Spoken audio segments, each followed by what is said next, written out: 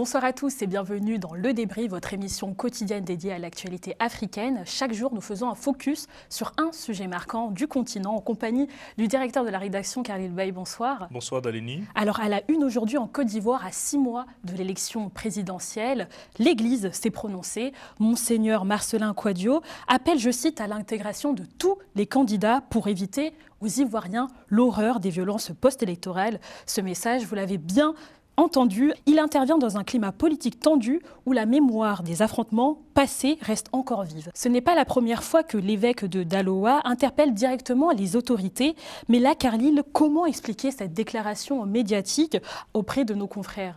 Merci Dalini. Déjà, le contexte justifie, vous l'avez très bien signifié dans votre introduction. Le climat préélectoral n'est pas rassurant. Et l'Église qui s'inscrit dans cette vision prophétique d'incarnation des valeurs de paix et d'unité ne pouvait rester en marge. Et c'est l'évêque, Monseigneur Marcellin Kouadio, le dit si bien dans les colonnes de Jeune Afrique.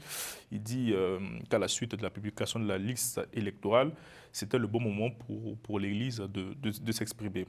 Alors, selon le prélat ivoirien, le prophète doit parler, annoncer, dénoncer et s'engager. En gros, vous avez là, vraiment, il a résumé un peu le sens de sa sortie-là. Et la question qu'il faut se poser désormais, c'est après cette sortie, on sait très bien que ces propos seront repris par une partie de la classe politique, notamment de l'opposition, à des fins politiciennes. Est-ce que cela fait de l'Église une force d'opposition au pouvoir? Chacun se fera son idée. Et comme je le disais, justement, ce n'est pas la première fois qu'il prend des positions, parce que dans un discours justement devenu viral, il a dénoncé entre autres justement la corruption généralisée des élites politiques et la justice sélective. Aujourd'hui, dans cette interview, qu'est-ce qui est ressorti de ces encore positionnements? Alors, toujours dans le même registre, Dalini, il a exprimé les réserves de l'Église sur l'impartialité de la CEI qui est la Commission électorale indépendante, sans viser l'individu en particulier. Il a réaffirmé l'appel de l'Église à une élection inclusive, donc notamment la réinscription sur la liste électorale de Laurent Gbagbo, du président Laurent Gbagbo, de Charles Blé Goudé, de Guillaume Soro. Selon lui, je le cite, dans une situation exceptionnelle, il faut parfois des mesures exceptionnelles.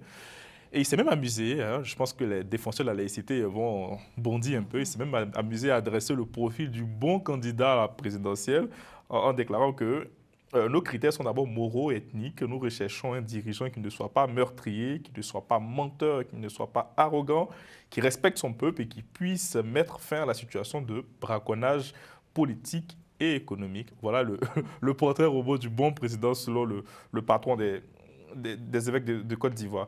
Il a annoncé aussi la publication d'une lettre en juin et juillet, une prochaine lettre de la conférence épiscopale, où ils vont mieux développer leur message qui était déjà adressé en mars. Et justement, à quoi on peut s'attendre justement de cette annonce qui peut être entendue, bien évidemment, par le gouvernement? Bah oui, je pense qu'il est déjà même entendu par le gouvernement. Il faut avoir beaucoup d'espérance pour que le gouvernement puisse tenir compte des demandes, des doléances adressées par Monseigneur Marcellin Kouadio. Mais une chose est certaine, Dalini, je pense qu'il faut s'attendre dans les prochaines heures à une réplique du ministre Kobena Kwasi Adjumani, porte-parole du RHGP, comme on l'avait vu en 2020, dans la cour de la cathédrale à Saint-Paul du Plateau. À quoi faut-il s'attendre cette année? Réponse dans les prochaines heures. Merci beaucoup, Khalil, pour ton éclairage. C'est la fin du débrief. On se retrouve demain pour une nouvelle actualité.